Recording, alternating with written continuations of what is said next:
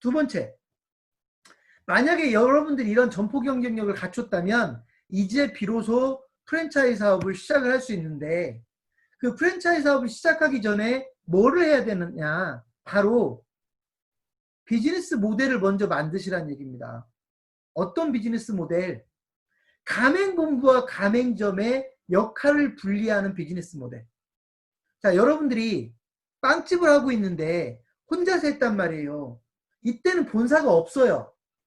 그래서 빵집을 열심히 자기가 모든 걸 다 하면서 빵집을 경쟁력 있게 만들었어요. 근데 이 빵집을 가지고 내가 이제 장사가 잘 되니까 가맹본부를 하고 싶어요. 가맹사업을 하고 싶어요. 이때 필요한 게 뭐냐면, 이제 두 번째, 세 번째, 네 번째 만들어지는 매장들은 본부가 존재한다는 것이죠. 그 가맹본부와 가맹점이 역할을 어떻게 나눌 거냐라고 하는 가맹본부의 역할 설계. 저는 이 행위를 프랜차이즈 시스템 구축이라는 표현을 씁니다. 어떤 일은 가맹본부가 하는 게 좋겠다. 어떤 일은 가맹점이 하는 게 좋겠다. 아까 제가 여러분에게 고객관리 얘기를 했나요? 고객관리는 가맹점주들이 알아서 할 문제야. 본사는 아무것도 손 안 댈 거야. 이런 가맹본부가 있는가 하면 아니야. 가맹점주에게 고객관리를 알아서 하라고 하면 잘 못할 거야. 그래서 우리는 본사에서 고객관리 시스템을 구축해놓고 가맹점주들은 쉽게 이 시스템을 이용해서 고객관리를 하게끔 만들 거야. 이렇게 역할을 나누는 데가 있을 거라고요. 예를 들면 옛날에는 배달의 매출 비중이 크지 않았던 가맹본부가 가맹점주들에게 강조를 합니다. 배달 매출의 비중을 높이세요. 요즘 배달이 중요합니다. 이렇게 강조합니다. 강조하면서 어떻게 배달 매출을 올려야 되는지를 안 알려줍니다. 그러면 가맹점주들은 아무것도 실천하지 못합니다. 이때 가맹본부가 가맹점주들을 데려다가 배달의 민족에 가입을 하고 배달의 민족에 어떻게 해서 깃발을 꽂고 어떻게 하면 깃발을 제대로 잘 꽂고 그래서 어떻게 하면 배달 매출을 올릴 수 있는지를 가맹본부가 가맹점주들에게 제대로 교육을 시켜버렸다. 그러면 본부가 제대로 역할을 하는 거잖아요.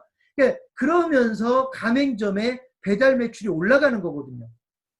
가맹점주들에게 전단지를 만들어서 뿌리라고 하는데도 마찬가지예요. 전단지까지 가맹본부가 왜 손을 대느냐. 전단지는 가맹점주들 너네들이 알아서 해라. 이런 가맹본부가 있는가 하면 아니야. 분명히 가맹점주들에게 전단지를 만들어서 뿌리라고 하면 안 할 거야. 그러니까 본사가 전단지를 만들어주는 것까지 다 해줄 테니 너네들은 전단지를 신청만 해서 갖다 뿌리는 일만 해라. 이렇게 가맹본부와 가맹점의 역할을 나누는 거예요. 여러분이 혹시라도 외식업에 종사한다면 외식업 마케팅에서 가장 큰 비중을 차지하는 것 중에 하나가 블로그 마케팅입니다. 그러면 가맹본부 입장에서는 이럴 겁니다. 우리 가맹점주들이 블로그 마케팅을 좀 더 적극적으로 해주면 좋겠는데 라고 가맹본부는 전부 기대를 합니다. 그런데 정작 가맹점주들은 블로그 마케팅을 제대로 못 써먹습니다. 왜 못 써먹냐? 가맹본부는 혹시 이렇게 생각할 수도 있어요. 이 사람들은 뭔가 사업가로서 기질이 약해 또는 의지가 부족해. 분명히 우리는 블로그 마케팅을 하라고 했는데 가맹점주들이 블로그 마케팅을 실천하지 않고 있어. 왜 그럴까? 왜 이 사람들은 그렇게 주체적이지 못하지? 주도적이지 못하지? 이렇게 착각을 할 수 있습니다. 저는 그런 가맹본부들에게 뭐라고 얘기하냐면 당신네 가맹점들이 블로그 마케팅을 활용하지 못하는 이유는 이용할 줄 몰라서 그런 겁니다. 라고 얘기합니다. 왜 그들이 블로그 마케팅을 못하느냐? 어떻게 할 줄 몰라요. 어떻게 해야 블로그 마케팅을 시작하는지, 어떻게 해야 블로그 마케팅으로 효과가 나타나는지 이런 거를 가맹본부가 가이드해주고 제시해주고 교육시켜주고 필요하면 블로그 마케팅 대행사를 소개도 해주고 이래야 가맹점들이 블로그 마케팅을 잘할 수 있는데 가맹본부는 아무 역할도 안 하면서 블로그 마케팅은 가맹점들이 알아서 해라고 한다면 가맹점들이 일을 제대로 못하게 된다는 겁니다. 자, 그래서 실제로 저는 여러분들에게 프랜차이즈 사업을 시작을 하려면 또는 프랜차이즈 사업을 제대로 하려면 가맹본부의 역할을 제대로 설계하는 게 중요하다. 근데 가맹본부가 그냥 역할을 하기만 하면 되는 게 아니라 가맹본부의 역할이 가맹점에게 도움이 되는 역할을 하게끔 설계를 해야 된다. 그게 바로 프랜차이즈 시스템이 강력한 거다라고 하는 겁니다. 제가 지금 대표적인 예를 몇 가지, 고객 관리 예도 들었고 배달에 대한 이야기도 들었고요. 블로그에 대한 예도 들었죠. 식재료에 대한 예를 들어드릴까요? 식재료에도 그렇습니다. 가맹본부도 혹시 이렇게 사업하고 있지 않나요? 야, 가맹점주들, 니네는 무조건 가맹점이니까 본사인 우리한테 고기를 사가지고 가야 돼. 근데 우리가 고기가 좀 비싸거든? 그래도 할 수 없어. 왜? 우리는 본사잖아. 좀 비싸더라도 우리한테 사가지고 가. 이렇게 이야기하는 가맹본부가 있는가 하면 어떤 가맹본부는 이렇게 얘기합니다. 가맹점주님들, 우리가 당신들한테 고기를 좀 더 경쟁력 있게 공급하기 위해서 얼마나 많은 노력을 하는지 아십니까? 그래서 가격이 저렴한 겁니다. 당신들이 주변에 있는 정육점에서 고기를 사는 것보다 우리한테 고기를 가져가는 게 그래서 싼 겁니다. 이렇게 설명할 수 있는 가맹본부. 또는 가격이 조금 비싼 것도 우리가 가격이 여러분 소위 정육점 주변에 있는 정육점에서 고기를 사는 것보다 우리가 살짝 비싼 거는 뭐냐면 우리는 매일매일 고기를 떼어다가 특히나 우리 고객들을 만족시킬 정도의 최상품질의 고기를 떼어다가 여러분들에게 공급을 하기 때문에 가격이 좀 비쌀 수 있지만 그거는 고객들이 이 고기를 먹어보면서 품질로서 고객들에게 보상이 될 거다. 그래서 여러분들이 약간 가격이 비싸더라도 충분히 그 가격이 비싼 만큼의 역할을 할 겁니다. 이렇게 설명할 수 있는 가맹본부와 우리가 본사니까 가격이 좀 비쌀 수 있는 거 아닙니까? 라고 이야기하는 가맹본부는 하늘과 땅 차이다 라고 하는 걸 여러분이 아셔야 된다는 겁니다. 그래서 가맹본부가 역할을 설계할 때는 가맹점주에게 가맹점의 경쟁력이 도움이 될 수 있는 가맹본부 역할을 누가 제대로 설계하느냐가 결국 경쟁력의 포인트다라고 하는 걸 여러분이 아셨으면 좋겠습니다. 자, 이렇게 가맹본부의 역할이 정해지면 제가 지금 가맹본부의 역할을 설계하는 것을 강조했는데요. 이렇게 가맹본부의 역할이 정해지면 가맹점의 역할도 정해질 겁니다. 그죠? 하나의 매장에서 어떤 일을 해야 매장이 돌아가는지는 뻔할 텐데 그 중에서 가맹본부의 역할을 정했으니까 나머지 일을 가맹점주가 할 거다. 그럼 가맹점의 역할이 정해지겠죠. 가맹점의 역할이 정해지는 순간 확정되는 게 있다면 그건 바로 가맹점 매뉴얼입니다. 가맹점 매뉴얼은 결국은 가맹점에게 어떻게 하라고 표준화해서 역할을 정해주는 거기 때문에 실제로 가맹본부의 역할이 정해지고 가맹점의 역할이 확정되는 순간 결국 여러분의 가맹점 매뉴얼에 어떤 것들을 넣어야 되는지가 확정되는 겁니다. 그리고 이 매뉴얼을 표준화를 전제로 해서 만드는 것이죠. 모든 가맹점들이 100개가 됐던 200개가 됐던 그 가맹점들이 우리가 만들어주는 매뉴얼대로 똑같은 방식으로 실행을 해야 표준화가 되는 겁니다. 물론 표준화만 목적으로 하지는 않겠지만 일단 표준화가 되는 거고요. 더 효율적인 방법으로 운영할 수 있는 매뉴얼을 우리가 만들어줄 때 가맹점들이 그대로 할 겁니다. 더 맛있는 음식을 만들 수 있는 레시피를 본사가 만들어주면 가맹점은 더 맛있는 음식을 만들어낼 겁니다. 더 친절한 서비스를 위한 서비스 프로세스를 매뉴얼에 담아주면 가맹점주들은 그런 서비스를 실천할 겁니다. 이게 가맹점 매뉴얼입니다. 자, 문제는요.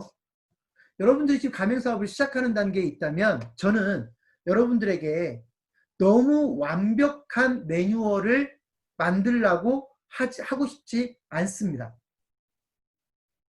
자, 많은 가맹본부 또 가맹사업을 하려고 하는 분들이 매뉴얼을 멋지게 만들어내고 싶은 거예요. 우연히 어떤 회사의 매뉴얼을 봤는데 매뉴얼이 너무 멋지게 만들어졌다 이거예요. 또는 이야기를 듣는 거죠. 어느 회사의 매뉴얼은 뭐 몇 권으로 되어 있더라. 얼마 분량이 뭐 몇백 페이지더라. 1000페이지가 넘더라. 이런 얘기만 들은 거예요. 그래서 매뉴얼을 만들면서 뭔가 거창한 매뉴얼, 뭔가 완벽한 매뉴얼을 만들려고 하는 거죠. 사업에 대한 노하우는 별로 없으면서 사업은 별로 안 해봤으면서 저는 그런 거에 반대합니다. 자, 여러분이 가맹사업을 지금 시작할 거라면 여러분이 일단 초기 단계의 가맹본부라면 매뉴얼은요. 제가 여기다가 초안이라는 표현을 썼는데요. 초안을 만든다라는 정도로 가벼운 마음으로 매뉴얼을 만들었으면 좋겠어요. 매뉴얼은요, 가맹점주에게 이렇게 행동해 라고 하는 게 매뉴얼이지 형식적으로 거창하게 만들어 놓은 게 매뉴얼이 아닙니다. 여러분이 1000페이지짜리 매뉴얼 만들어서 가맹점주에게 그냥 던져주면 가맹점주는요, 그 매뉴얼 딱 받아가지고요, 어딘가에 쟁여놔 버린다고요. 책꽂이에 딱 꽂아놓고 한 번도 안 본다고요. 그런 매뉴얼은 의미가 없는 겁니다. 쓰레기입니다. 그러니까 그런 매뉴얼 만들지 마시고요. 당장 가맹점주들이 알았으면 좋겠다고 생각되는 거, 당장 가맹점주들이 실천해야 되는 거, 당장 가맹점주들이 잃어버리기 쉬운 거, 당장 가맹점주들이 잘 지키기가 어려운 것들을 매뉴얼에 담아서 그거를 문서로 만들고 책자로 만들어서 가맹점주에게 제공해 주는 게 가맹본부의 역할이지, 매뉴얼 거창하게 멋지게 예쁘게 만든다고 해서 더 좋은 본사 아니라는 겁니다. 아무리 프랜차이즈 매뉴얼 멋있게 만들어줘도요, 망한 회사들 많고요. 또 그런 매뉴얼, 그런 회사가 매뉴얼이 잘 쓰였으면 망했겠습니까? 매뉴얼 비싼 돈 들여서 만들어서 가맹점에서는 매뉴얼을 거의 써먹지 않았으니까 망하는 것이죠. 그래서 여러분들은 매뉴얼을 아주 가볍게 꼭 필요한 내용만 담아서 당장 실천하기, 실행하기 쉬운 정도의 매뉴얼을 심플하게 만들었으면 좋겠다라고 하는 거를 제가 좀 강조를 하겠습니다. 그리고 제가 아까 이제 여기서 이제 여러분에게 드려야 될 얘기가, 아까 제가 문자, 매뉴얼이라는 문자를 남겨주신 분들한테 보내준다라고 한 레퍼런스가 있었죠. 그 레퍼런스의 활용법입니다. 사실 그 레퍼런스는요, 여러분들, 제가 만든 레퍼런스가 아닙니다. 실제 그 레퍼런스는요, 80%는 정부가 만들었고요. 나머지 20%는 일본 정부가 만든 거예요.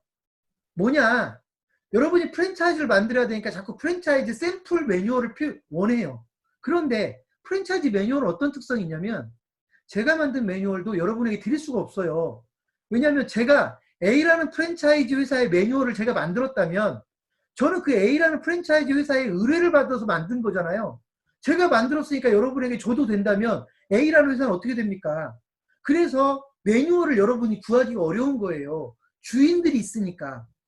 자, 그런데 여러분들이 자꾸 샘플 매뉴얼을 원하니까 제가 이제 여러분이 참고할 만한 매뉴얼을 찾아봤죠. 그랬더니 중소벤처기업부가 과거 중소기업청 시절에 소상공인들이 참조하면 좋겠다라고 하는 운영 매뉴얼을 방대한 분량으로 이미 만들어 놨었어요. 10년 전에.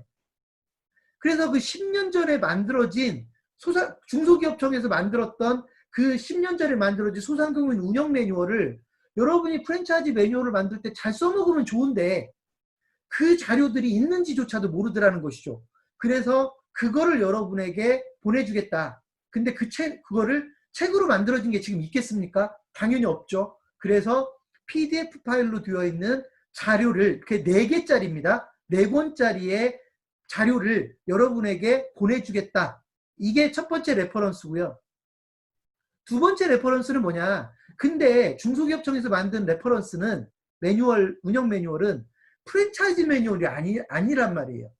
그러니까 여러분은 프랜차이즈 매뉴얼을 보고 싶은데, 그래서 제가 고민을 했어요. 어떻게 하면 여러분에게 프랜차이즈 매뉴얼을 보여줄 수 있을까? 그랬더니 찾다 보니까, 예를 들면 일본에 있는 외식 프랜차이즈 회사들이 미국에 진출하려면 미국의 영어로 매뉴얼을 바꿔야 될 거 아닙니까? 일본 기업들이.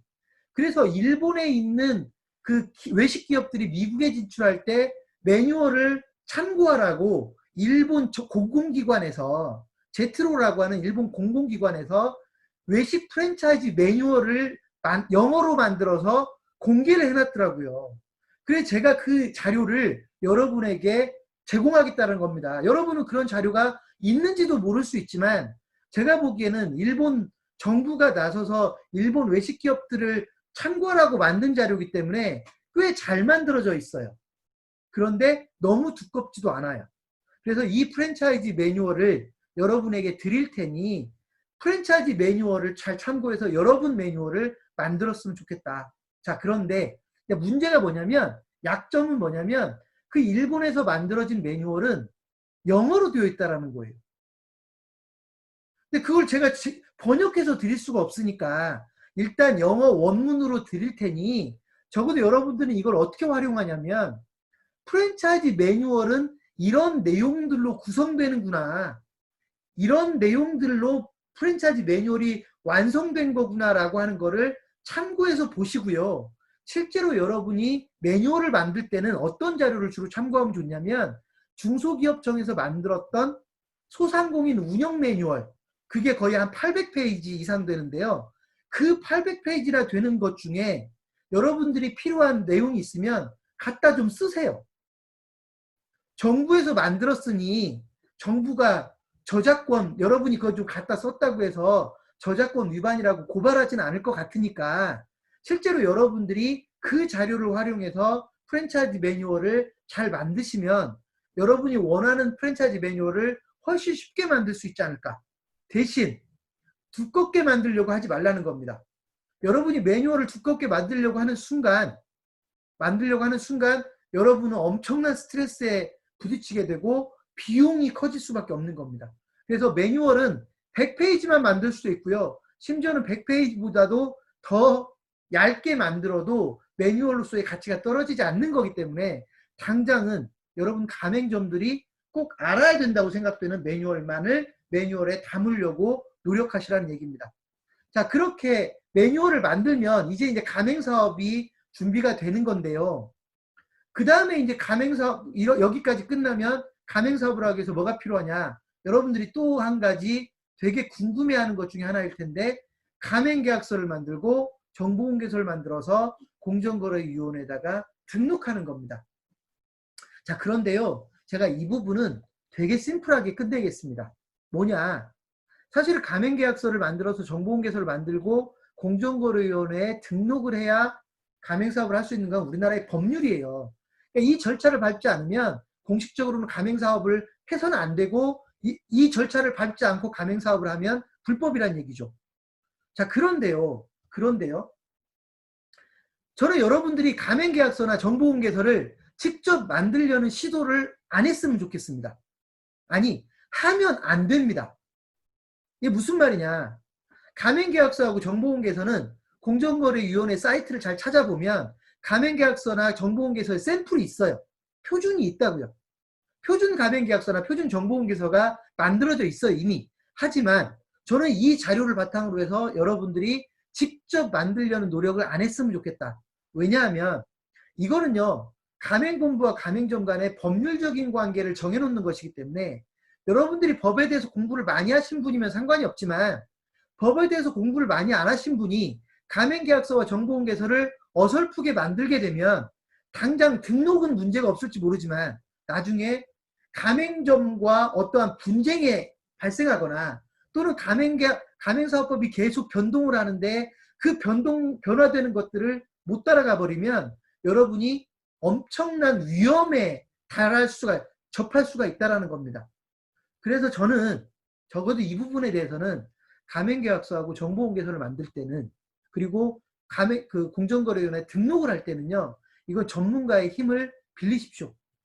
전문가의 힘을 빌리는데 돈이 많이 들어가면 제가 여러분에게 도움을 빌리라고 안 할 겁니다. 500만 원, 1000만 원, 2000만 원 들어가면 제가 여러분에게 직접 하라고 할 수도 있는데 실제로 이 가맹계약서 정보공개서를 만들고 등록을 대행하는 것까지 싸면 1, 200만 원, 비싸봤자 2, 300만 원, 3, 400만 원이면 충분한 3, 400만 원까지도 안 갈 거예요. 자문료를 빼면 1, 200만 원, 2, 300만 원이면 충분히 다 할 수가 있는데 그 돈 아끼겠다고 여러분들이 직접 정보공개서 만들겠다고 가맹계약서 만들겠다고 잘 알지도 못하는 가맹사업법 공부해 가면서 시간만 낭비한다는 겁니다. 그래서 가맹거래사라고 하는 소위 전문가들도 있고 뭐 좀 여유가 있으면 변호사를 쓸 수도 있는데 저는 변호사보다 그냥 가맹거래사들을 활용하라고 이야기하고 싶고요. 가맹거래사를 활용해서 가맹계약서와 정보공개서를 만들어 달라고 하고 만들어서 공정거래위원회에 등록하는 업무까지는 그냥 가맹거래사라는 전문가들에게 맡겨달라는 겁니다. 그럼 좀 어떤 분들이 그래요. 가맹거래사 소개시켜달라고. 가맹거래사 소개시켜달라고 저한테 얘기하지 마시고 가맹거래사는요. 네이버나 뭐 다음에서 가맹거래사라고 검색을 해가지고요. 여러 명 가맹거래사를 찾은 다음에 몇 군데 통화해 보시고, 적어도 저는 이렇게 얘기합니다. 적어도 한 3명 이상의 가맹거래사를 만나보고 그 중에 가장 믿음직한, 너무 실력 있는 사람 찾지 마시고요. 믿을만하게 보이는, 정직해 보이는, 어찌 보면 좀 순진해 보이는 그런 가맹거래사를 선택해서 가맹계약서, 정보공개서를 만들어 달라고 하고 공정거래위원회에 등록을 해달라고 하시면 아마 한 300만 원, 비싸면 300만 원, 아니면 1, 200만 원이면 충분할 겁니다. 그 돈 아끼려고 하지 마시고 차라리 그 돈 그 시간에 여러분들 가맹본부에 더 좋은 역할, 가맹본부가 가지고 있어야 더 좋은 무기 만들려고 고민하시면 좋겠습니다. 자, 이렇게 하면, 여기까지 하면 이제 가맹사업을 공식적으로 진행할 수 있는 겁니다. 법적으로. 여기까지도 제대로 못하고 가맹사업을 하면 불법이 될 수도 있는 겁니다. 여기까지는 해야 이제 가맹사업을 공식적으로 실천할 수 있습니다. 여기까지 여기까지 완료되어 있는 가맹본부가 우리나라에 6,500개가 넘습니다. 우리나라 프랜차이즈 브랜드가요, 6,500개가 넘습니다. 한 달에 한 100개 이상의 프랜차이즈가 새로 생깁니다. 그러니까 그만큼 여기까지는요, 어렵다고 보면 안 돼요. 지금 당장 여러분들은 한 번도 안 해봤기 때문에 어렵다고 생각할 수도 있지만, 어려운 게 아니라 약간의 시간과 돈과 정성이 필요한 겁니다. 여기까지는 누구나 할 수 있습니다. 맘만 먹으면. 그리고 적당한, 소위 가맹거래사를 만나서 가맹거래사에게 만들어 달라고 하면 여기까지는 별 문제가 아닐 겁니다.